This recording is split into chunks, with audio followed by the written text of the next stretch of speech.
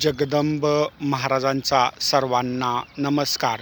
स्वर्ग आणि नरक काय आहे? इथं भूलोकी जन्म घेतल्यानंतर जर आपण आपलं आयुष्य सुखामध्ये आनंदामध्ये व्यतीत केलं तर येथील निसर्गच आपल्यासाठी स्वर्ग आहे. जो निसर्ग भूलोकी आहे तो अखंड ब्रह्मांडामध्ये कुठेही सापडणार नाही आहे. आणि याच स्वर्गामध्ये भूलोकी जगत असताना जर आपल्याला प्रचंड अडचणी, दुःख आणि यातना सहन कराव्या लागल्या तर त्याच नरक यातना आहेत.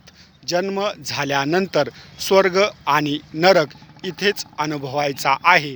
आज आध्यात्मिक क्षेत्रातील काही लोक तुम्हाला स्वर्ग नरक मृत्यूनंतर आपल्याला काय भेटणार याच्यावर भाष्य करत आहेत. आपल्या मृत्यूनंतर आपलं काय होणार याच्यावर विचार करणारा मूर्ख आहे. आणि आध्यात्मिक क्षेत्रातील एखादा व्यक्ती स्वर्ग नरक याची जर तुम्हाला भीती दाखवत असेल तर तो महामूर्ख आहे.